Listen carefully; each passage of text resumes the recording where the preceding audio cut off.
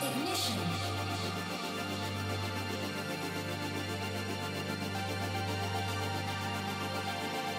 Autopilot activated. 100 miles per hour. Why don't you come on? I can take you for a ride. Why don't you come on? We can drive away tonight. Why don't you come on? I can take you for a ride. Why don't you come on? Tonight's the night.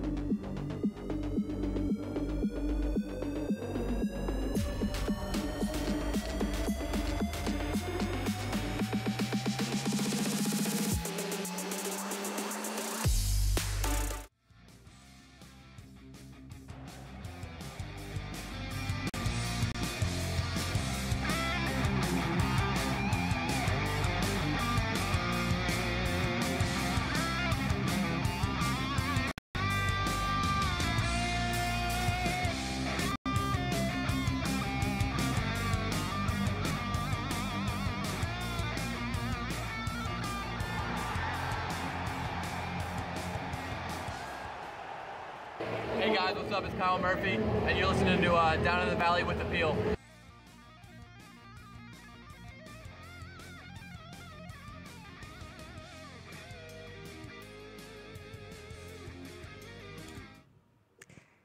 Welcome everybody, welcome to another episode of Down in the Valley, episode 9 to be exact.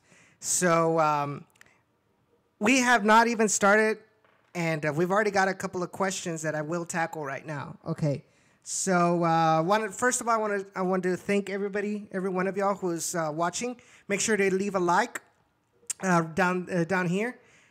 Subscribe to the Peels channel if you haven't already, and share it with your friends so that other people can be able to see Down in the Valley, even if it's for the first time.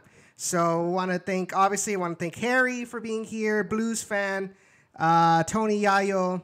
You know, thank y'all for your support. So let's go ahead and get started with a couple of questions that came out on the chat. So the first of all is, okay, so Tony asks, what does an MLS team have to do to qualify for CONCACAF Champions League? It's a little bit complicated when you look at it. You know, like you don't kind of understand what's going on. So first of all, as far as MLS, the Canadian teams do not qualify, because the Canadian teams actually qualify through the Canadian Champions Cup. Let me see did I get that right? Is it the Canadian Champions Cup? It is, yes, the Canadian Championship, actually. So, excuse me, sorry. Kind of thirsty. Okay, so Toronto FC for 2018 won it because they won the Canadian Championship. This year's United States representatives in the Champions League were Seattle Sounders because they were the 2016 MLS Cup champions. And then FC Frisco because they won the Supporter Shield and the Open Cup. But Supporter Shield actually gets a higher ranking out of it, you can say. So their qualification is the Supporter Shield. And then the New York Red Bulls were the MLS Eastern Conference regular season champions. And then Colorado Rapids, Tony, I know you mentioned why you're asking why Colorado Rapids were in the Champions League when they suck.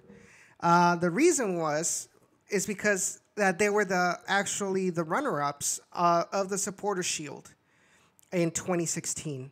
And that is why they are in the CONCACAF Champions League for this 2017 year. 2017, 2018. So that's exactly why or how the American teams, the MLS teams, qualified to the Champions League. And speaking of Champions League, as we all know, today we're actually going to have something historic for the Rio Grande Valley. Today at 9 p.m., it should be at 9 p.m., so today's going to be a short episode.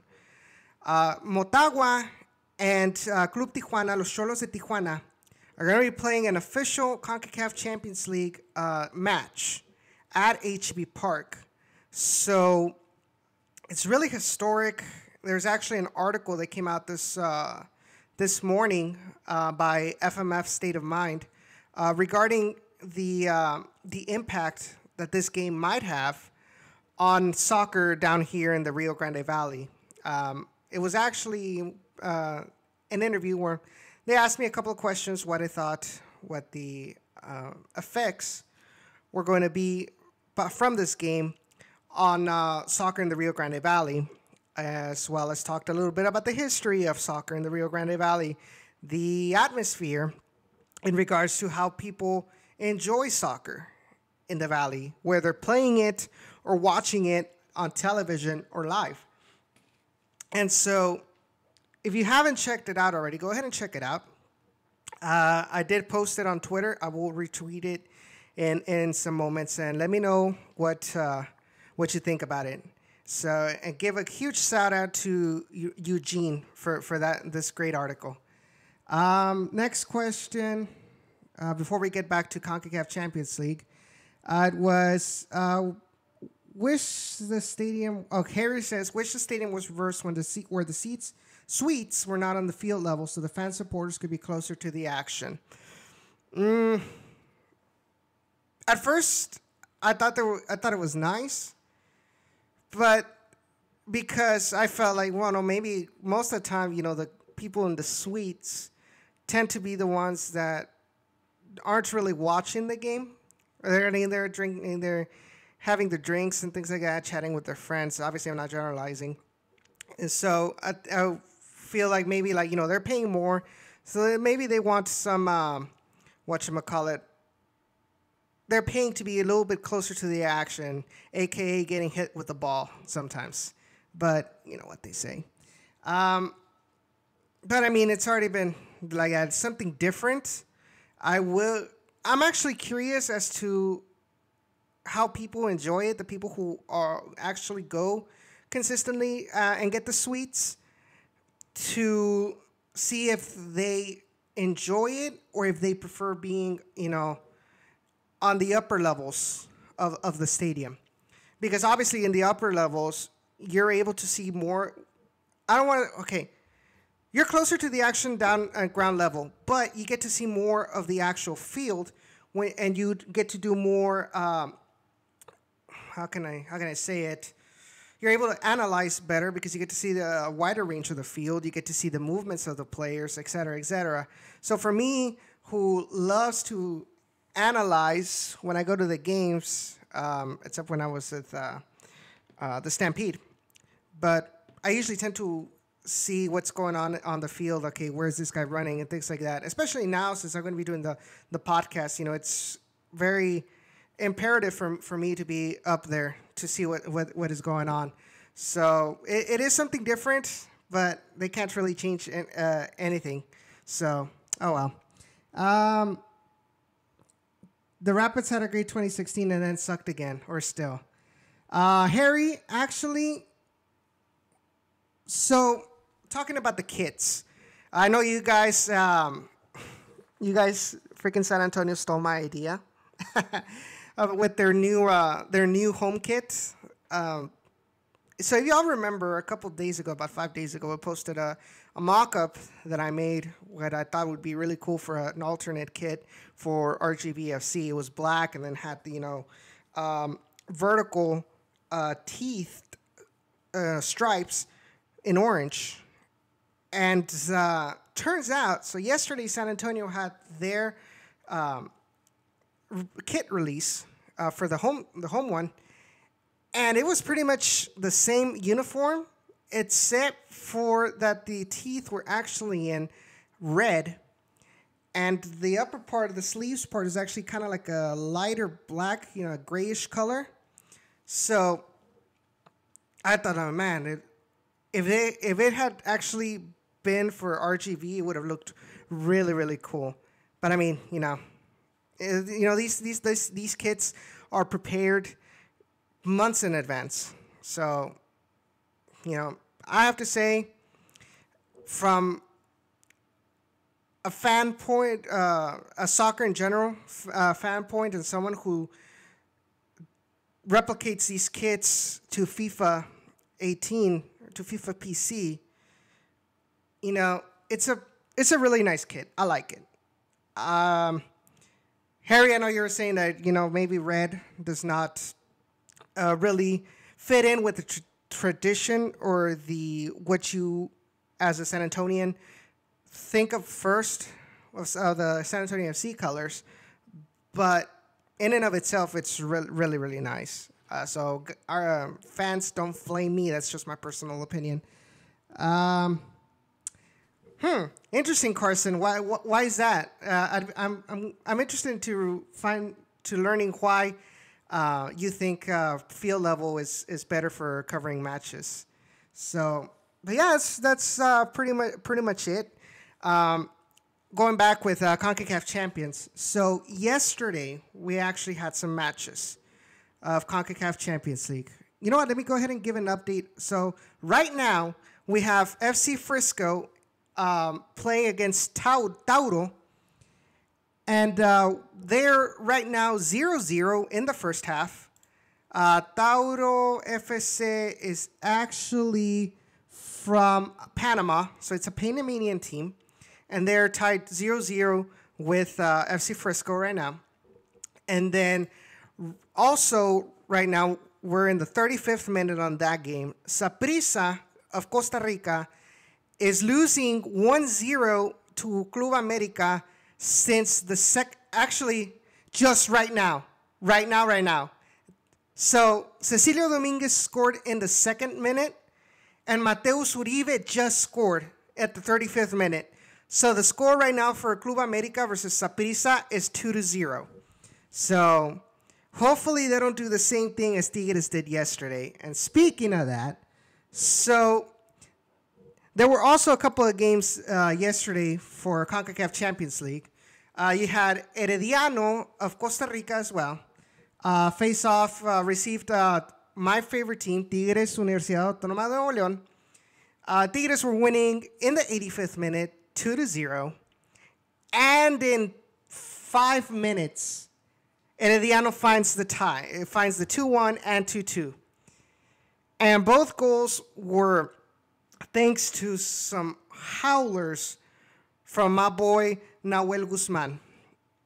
And he's an awesome goalkeeper, but sometimes he has those moments where he just totally scoops up like hardcore, like he makes some really childish mistakes. But I mean, that's just his style. Like, he tries to be very flashy, and sometimes in that flashiness, things don't go as well as he thinks. So in the end, Tigres goes back with 2 away goals, which will be very beneficial for them in the return leg. So Herediano has to score 2 goals. Actually, yeah, they have to score 2 goals in order to go to extra time, if I'm not mistaken, if they tie. Obviously, any win is good for them, and any win is good for Tigres as well on their side. And then also you had yesterday in Colorado, you had the Colorado Rapids face off against Toronto FC. Both goals were scored if I am not mistaken, by Sebastian Jovinko, in a really, really, really cold day or night over there in Colorado. So, no. Okay, so the first one was by Giovinco, and the second one was by Jonathan Osorio. So, and then at 9 o'clock, obviously you'll have the game that I was talking about. You have Motagua from Honduras face off against Tijuana at HB Park at 9 p.m. And then you have Chivas will play tomorrow at 7 p.m. against Cibao FC. Cibao is actually from the Dominican Republic, and I believe that's their first appearance in CONCACAF Champions League. So pretty interesting matchup right there. As we all know, Chivas is not doing real good. They're not doing real good in the Liga MX right now. Neither did last season, but that's a completely different topic. So Carson says, I like to be close to the action, easier to hear communication and see things from closer to a player's perspective. So that's actually pretty cool. I guess you can say my style is more a tactician kind of style. So that's why I guess I prefer being up top in the stands to analyze. The next game after that, so we had talked about Cibao versus Chivas. You also have Santa Tecla. That team is from El Salvador, and they're going to be facing off against Seattle Sounders FC. That'll be tomorrow at 9 p.m. And also at that same time, same date, you'll have Club Olimpia. Club Olimpia. I can't believe they loaned them to San Antonio. Can't believe they loaned Escalon to San Antonio. But they're going to be facing off the New York Red Bulls at 9 p.m. as well. And that game was actually going to be in Costa Rica. Olimpia is actually is going through the same thing as Motagua due to the political unrest that happened in Honduras. According to some Hondurans, things had gotten calmer in the country now, but at the time the decision was made, I guess they just didn't want to. What's the word I'm looking for? They didn't want to risk it. So they didn't want to risk the safety of the players, safety of the fans. So they decided to look for neutral grounds, so that way these Honduran teams could play. And like I said, Olimpia will be playing in Costa Rica. But the interesting part of it is because Olimpia has to deal with some sort of. I think they're gonna have to play their game and behind closed doors, because I think they were sanctioned. The Olimpia fan base was sanctioned by CONCACAF, so they're gonna have to play their games in behind closed doors for this level. And if they were to make it past to the next level, Olimpia has to play again behind closed doors. So it's an interesting scenario for them. It kind of benefits the Red Bulls because they don't have to face the hostility of the Olimpia fan base. Not saying they're dangerous, but it's typical. They're very passionate, and they're gonna try to make themselves, put pressure on the visiting team. So did so is Motaguas, and so is Saprisas, and so is Heredianos. I know yesterday there was some problem where the Herediano Stadium did not allow the Tigres supporters group, the Libres y Locos, they did not allow them to enter the stadium until like 20 minutes after the beginning of the game. So it was crazy. But it's another one of those things where they're trying to put pressure on the visiting team to try to not give them any advantage that they might have, especially since a lot of people from Tigres made the trip from Monterrey to Costa Rica. Let's see. Do we have any other questions? Okay, no, not yet. So that's pretty much it for CONCACAF Champions League. We'll see how it goes at 9 p.m. for the Tijuana-Motagua game. I really hope that we actually get close to a sellout this game. I think it'll help, like I mentioned in the article for the interview I made. I feel like this can be another one of those events that can help RGVFC get, some attention by the soccer fans in the Rio Grande Valley who are reluctant to go out and support the Toros because of their allegiance to Liga MX. So hopefully that works. I mean, I did invite them, say, if you're a citizen of the Rio Grande Valley, be sure to come back and join us on the 16th for our opening game against St. Louis FC. And also, this event puts the Rio Grande Valley on the spotlight, or at least that's what I feel. It's going to put RGV on the spotlight, not only in Mexico, not only in the U.S., but in all of Latin America.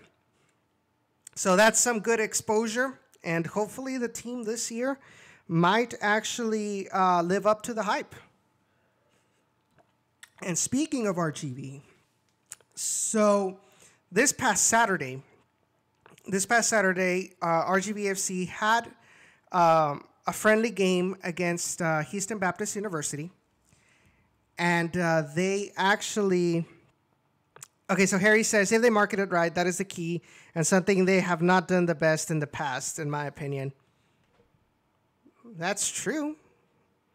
But I hope they actually see the feedback that has been going on in social media and kind of learn from it, get it better. I mean, we're already in our third season. Surely they must have already realized some things that they're not doing right. But hopefully they learn from that and market the team better. Oh, hey, Cisco. You're waiting for the dog to poop on me? Lols. Not just kidding. So going back, Houston Baptist University went down to RGV, played a scrimmage against RGVFC Toros, and they tied 0-0. After the game, Coach Echeverri had some words to say regarding the match. So let's go ahead and check this out. I think we're seeing a lot of sloppy play. I don't think it was as fluid as we would like it to be. I think there were moments in which we moved the ball around well. There were moments in which I think the flow was okay, but on the offensive third, we were not fluid at all. We didn't create as many chances as I would have liked or hoped. And I think that we need to improve a little bit more on that just to be able to create more chances and hopefully put one in the back of the net. But you helped the other team scoreless. So can you talk about how the defense is coming together, though? That's important, and I think that's one of the points that we've made an emphasis on over the last few weeks. I think it's important for us to minimize the other team's chances, and sometimes it's hard when your focus is so much on defense, and we've trained so much in regards to focusing on defense. We moved onto the possession aspect, and I think that improved also. And now we need to work on obviously putting the ball in the back of the net. So yeah, obviously having a shot out, it's important. I think that one of our goals is to try to keep other teams at 0. We did that. Now it just needs to be the next part is putting a goal, and hopefully we can get a victory.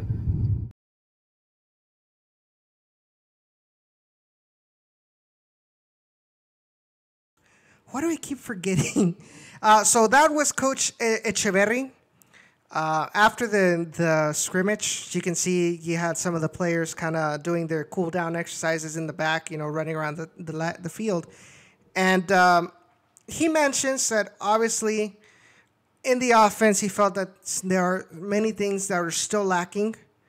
They weren't able to control the ball, as well as they thought. They weren't able to they didn't have that creative spark that I'm guessing they had against UTRGV. But he also said that one of the things he did see a lot of improvement was in the defense. He says it's very, obviously, it's a good thing when you keep your opponent, off the score sheet, and that only helps the stability of a team.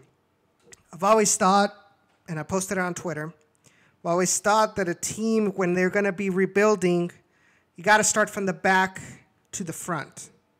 In other words, make sure your defense is stable, make sure your defense knows what they're doing, because at the end of the day, if you're able to keep your opponents at 0, and you're able to find a way to score, maybe it's lucky, maybe a penalty kick, maybe a set piece, so you're able to get positive results like that.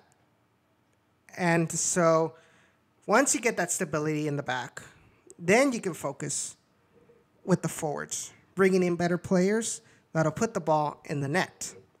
A perfect example of this, and I keep on touting their horn, was Tigres when Tuca Ferretti came back for his third and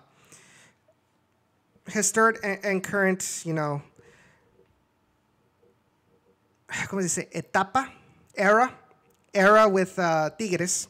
So in 2010, or around there, 2009, we were very close to relegation. We were literally like 1 goal away from relegation. And so they fired the old coach, which was Jose Peckerman, who is currently right now the Colombian head coach for the Colombian national team.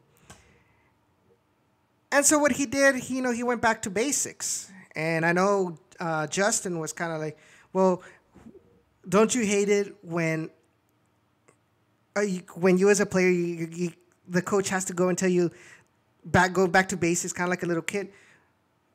But like Sean said, sometimes you have to go back and reiterate that the basics are this. This needs to happen before we start scoring a lot of goals. So we need stability first in the back. Then we can build up on putting the ball in the net, being more creative. Variantes al momento de atacar. You know what I mean? Not always attacking the same way every time.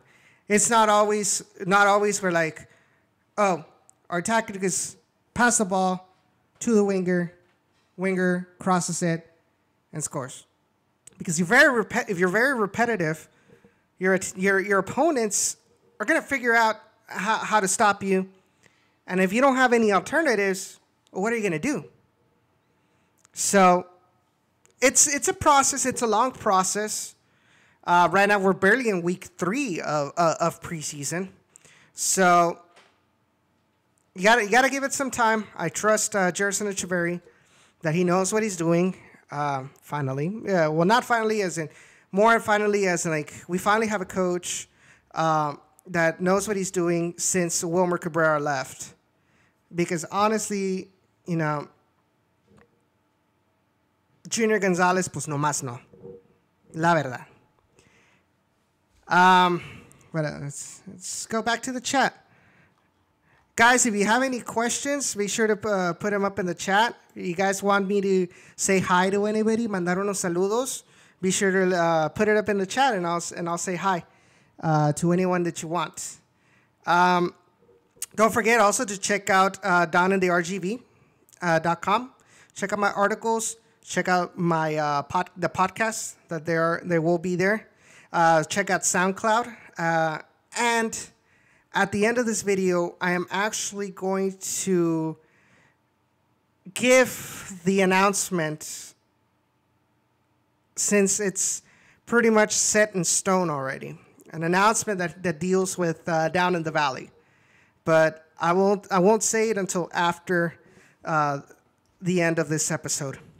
So we talked a little bit about Toros, who, by the way, according to Goal.com, in their article talking about this CONCACAF Champions League match between Motagua and Tijuana. Hold on, is there an update on the other games? Okay, so 45th minute, América is beating Saprissa 3-0. 45th minute, 3-0 America over Saprissa. Halftime at Tauro and FC Dallas, 0-0. So there's your update for CONCACAF Champions League. And as I was saying, so there was an article that Goal did regarding the Tijuana-Motagua match. And in there, they mentioned that... Hold on, let me drink some water. My mouth is getting dry. They mentioned that Motagua, after this game, they are not going directly back to Honduras. They're actually going to be staying a couple of days in the Rio Grande Valley. They're going to play a friendly match on Saturday before. Saludos a la mamá de David Loredo. Un saludo, señora. Abrazo completo. And obviously they don't mention the team name, but I can safely assure you that the team that Motagua is going to play the friendly against on Saturday will be RGVFC. So that will take place on Saturday. And then on Sunday, they're going to be traveling to Houston. From there, they're going to go to San Diego. And that's all that Goal said. But pretty interesting that RGV took advantage of the situation and asked Motagua to play a friendly against them. So, some tougher competition going back. The first game we had Houston Dynamo. Second game and the third game was against university teams. And now we feel that maybe Gerson wants to go back to see how much they've improved in these last 3 weeks and go up against some other professional opposition. You're talking about a team that's in the CONCACAF Champions League. You're talking about some of the best teams in all of the Confederation. So good job, RGVFC for this, and let's see what the improvements are. We'll see what the improvements are, because as we all know, on March 2nd we are going to be playing against San Antonio FC at Toyota Field. So we really need to bring our A game against San Antonio, because even though it's a friendly, you have bragging rights on the line. So let's do this, man. Let's do this. And that's pretty much it for RGVFC. It's 8:02 right now. Let's go ahead and dive into some USL news. Which really aren't that much, although I really do want to go back to this whole game thing, because there's an interview that came out on the USL's webpage regarding the game, this CONCACAF game, and Bert Garcia mentions that the reason that CONCACAF was interested in HEB Park, because we all know, we're a second division team. There's no way for us to make it to CONCACAF Champions League, because our only way to make it to CONCACAF Champions is through the Open Cup. And we all know that the Houston Dynamo does not let us participate in Open Cup. So they mentioned that, obviously, he says that thanks to the relationship with the Dynamo and what they have told CONCACAF about our stadium and facilities, that's how they pretty much were able to make it through the process of elimination, per se, to find out who was actually going to take the game. And so they had the inspection by CONCACAF and as well as Tijuana and Motagua, and they liked what they saw. So that's why we were able to get this game. So you're talking about a world-class facility for second division that is going to be hosting CONCACAF Champions League. Because as we all know, there's also some requirements as far as, the dimensions of the field. And HEB Park fulfills, if I'm not mistaken, obviously they fulfill FIFA's, they fulfill CONCACAF's, and so many other governing organizations who's have some regulations as far as dimensions, and they fulfill them. And that has been, their mindset ever since they built the stadium.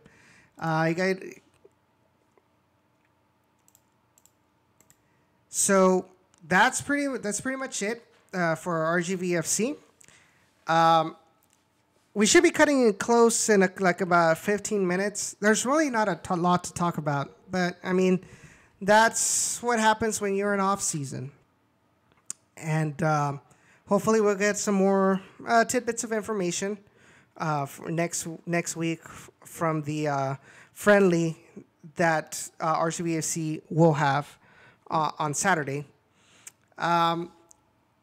Barracuda, kind of quick update. So Barracudas, obviously, they lost again on Monday 4-11 against Cedar Rapids Rampage. They will be playing on Friday against Turlock Express in Turlock. And then this Saturday as well, in the final game of the season, they will be visiting the San Diego Sockers over there in San Diego at the Valley View Casino Center. So far, the record is 1, 2, 3 wins, the rest a bunch of losses.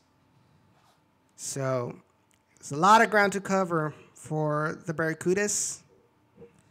Hopefully they take advantage of this offseason. I do have some little bit of information from the FC Brownsville Coyotes. They had their tryouts this past weekend. And then as well, they were actually scouting not only here in the United States, in the Valley, but what I've been told is they've also been scouting as far down as Ciudad Victoria, Tamaulipas.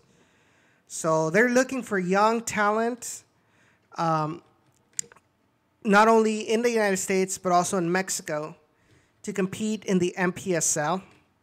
So very interesting to find out who makes the cut. And like we talked about in the last Dynamo Power Hour with Ray and Sean, it'd be really cool to see kind of like a tournament or some sort of alliance between the Coyotes, the Barracudas, and the Toros to unite and try to bring up and try to motivate the people of the Valley to enjoy professional soccer, semi-professional soccer as well with the MPSL. And gotta wish them the best. You guys have any other things you want to talk about? Some of those RGV players that moved up to the big leagues look nice in the Dynamo preseason match tonight. Thank you, Darby. I actually wanted to talk a little bit about that. So let's go ahead and check how they're doing. It's actually on YouTube, the match, which I left right there. They actually finished, the game finished already. We're talking about 1-0. So the game ended 1-0. I believe it was Arturo Alvarez that scored the goal. Charlie Ward did end up getting a red card from what I saw, which is so unlike him. But from what they were telling me is that it shouldn't have been a penalty kick at all. Let me see. Is it on this one? I'm looking at it right here. No, that's Tomas Martinez. They're doing so. It's interesting to see that they actually have video review in this during this game in preseason. I'm guessing they're kind of getting players, or not players, but the pro referees to keep on getting used to the technology. I'm trying to find when the Charlie Ward red card happened, so I can try to see if it was actually a red or not. So, oh, are you serious? What minute was it, David? That is so unlike him. Wow. So David, if you says that Charlie kicked a guy in the you-know-wheres, so that's why he got the red. And so then there's also talks. I was checking my Twitter, and I follow Rising as One podcast, which is the Phoenix Rising podcast. And they were saying that the penalty kick, that in the penalty kick, the ball actually entered completely in, or past the goal line completely and should have been called a goal. So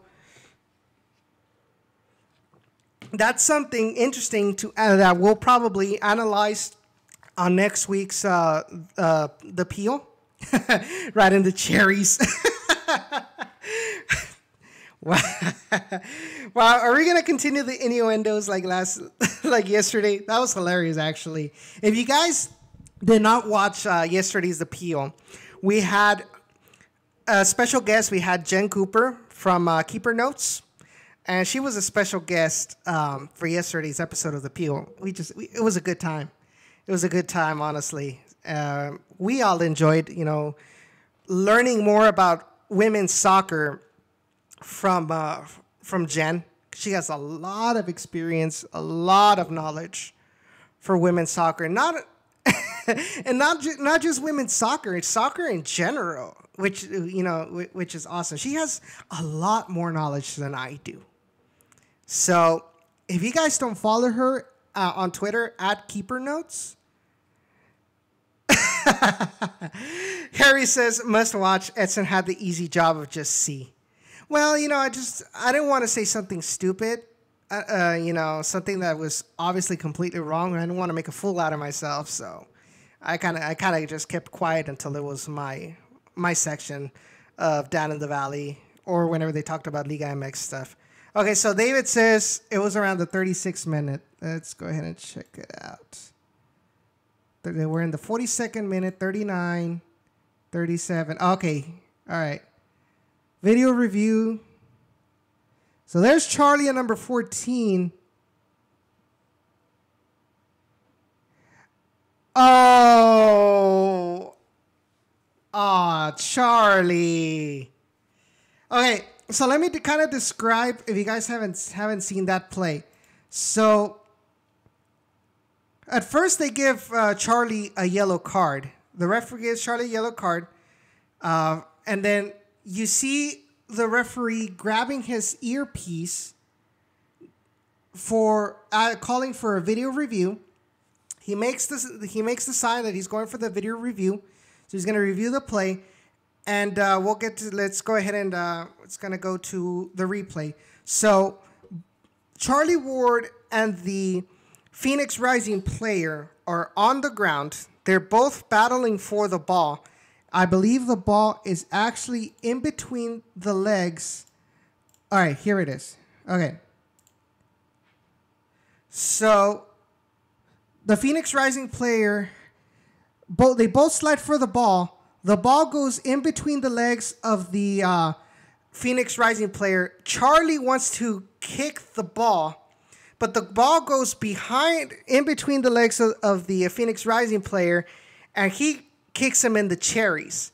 So the referee sees that as aggression, as unsportsmanlike conduct, and gives Charlie Ward the red. So I want to see that once again. Okay. So you have, I believe it's Kevin Garcia. No, I believe, who is it? Is it Malky? Okay. So it was an interesting play. They were both trying to fight for possession of the ball. The ball goes behind them. It goes in between the legs. Charlie ends up kicking him in the cherries, and so given the red card. Honestly, it was a well-deserved red because, it's a contact that puts, the well-being of the opponent at risk. It might not have been intentional, but, the rule says dar o intentar dar. Actually land the aggression or trying or attempting to cause aggression to your opponent.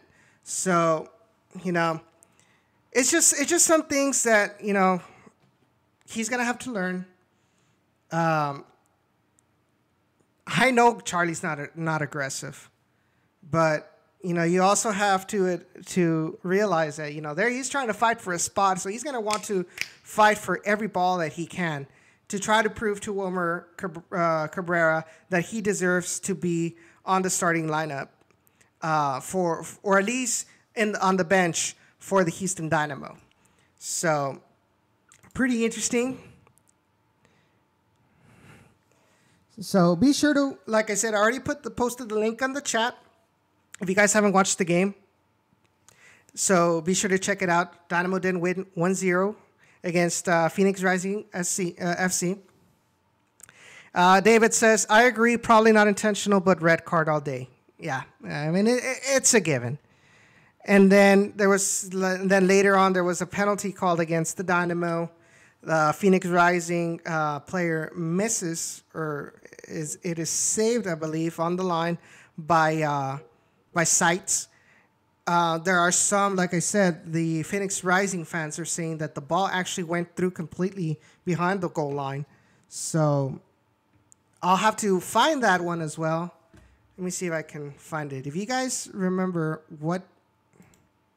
All right, okay, I think I found it. Okay, so here's a penalty. It's in the 44th minute, heading over to the 45th. Oh, nice save. Okay. Oh, nice. Okay, so... There's the play.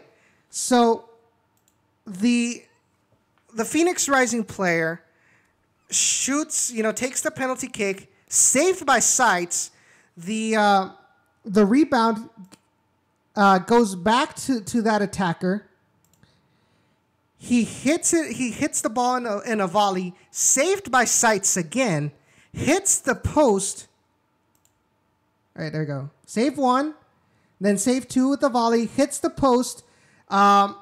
Sights clears it from the goal line, hits the defender, tries to go back to the goal line, and is cleared away by the Dynamo. And some people say that the ball actually went in. Hopefully they have a better angle of that shot. All right, I think it's right here. Yeah. They should be talking about it. All right, here it is. No, that's the goal kick. No, that's another play. So, Phoenix Rising was very close, but man, Chris Sights has been on another level in this preseason. It's going to be a good competition for the goalkeeper spot because you have Sights, you have. Man, I'm trying to remember his name.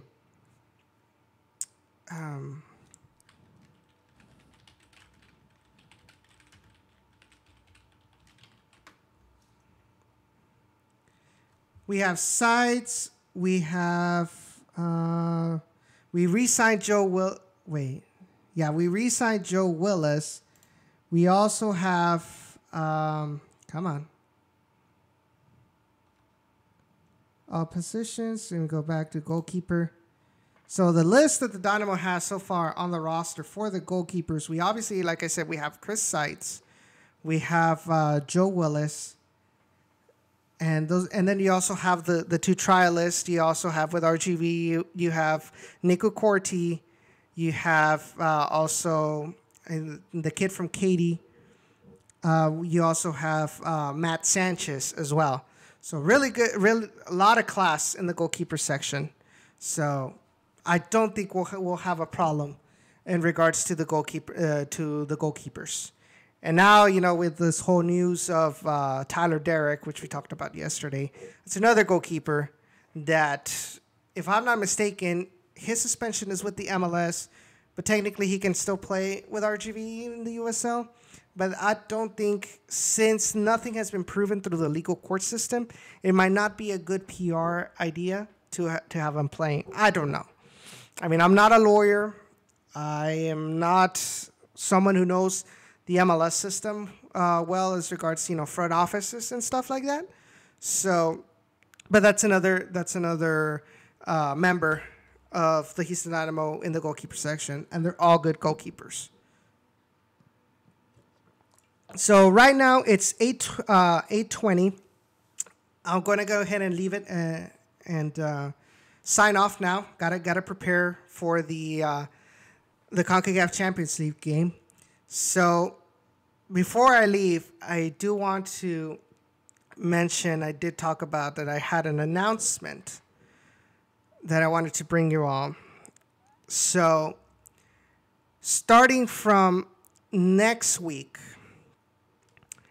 Down in the Valley will officially be part of the Beautiful Game Network. So this podcast will join other great USL podcasts like Rising as One, The Unused Substitutes, the USL Show. I'm going to tell you exactly who the others are.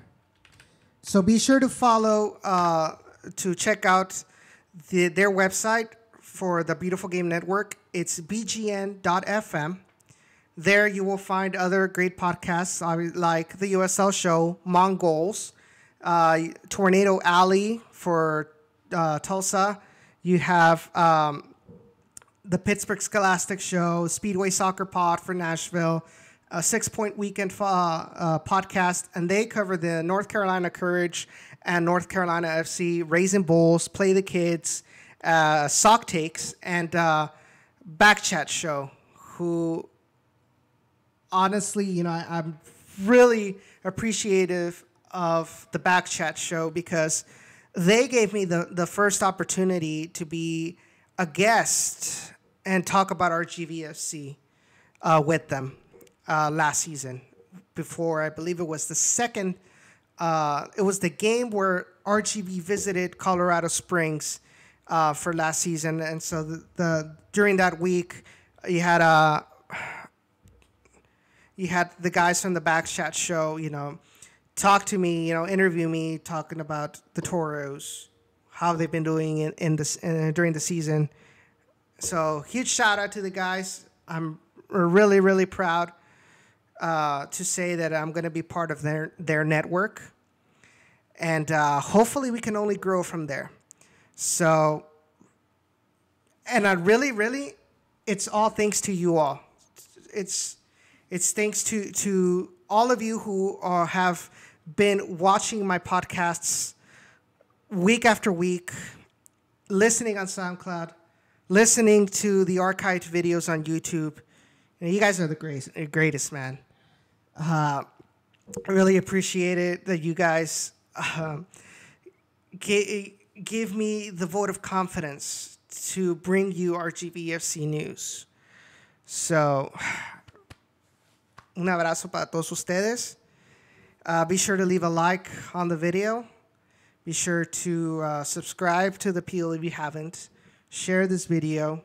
Check out the podcasts on SoundCloud, and as well as bgn.fm.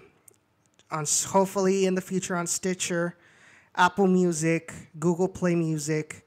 So, thank you all for being here for this episode. Go and prepare your popcorn, your nachos, whatever. Thank you all. Prepare and go watch the Motagua versus Tijuana game.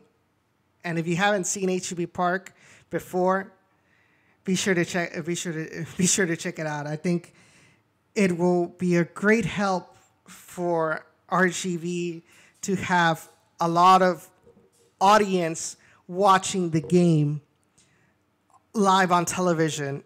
If I'm not mistaken, it's going to be on Fox Sports. So be sure to check it out. It's going to be from 9 to 11. I will be checking it out as well. Gotta prepare my stuff right now.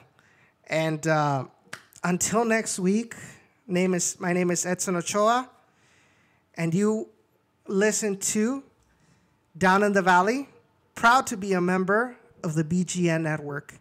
And be sure to also check out the Beautiful Game Network's official sponsor, who is the Roughneck Scarves.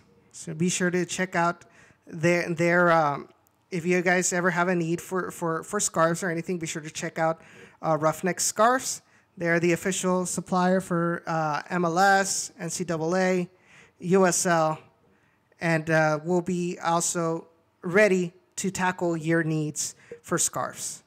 So until next week for episode 10 of Down in the Valley, take care.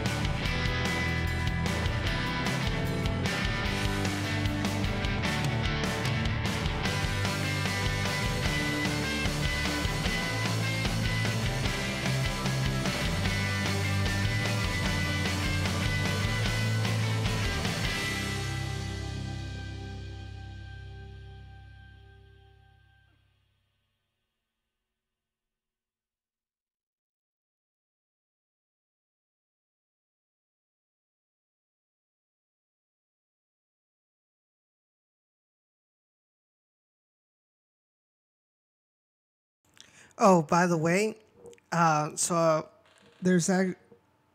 Be on the lookout because there's supposedly going to be a third kit for RGVFC.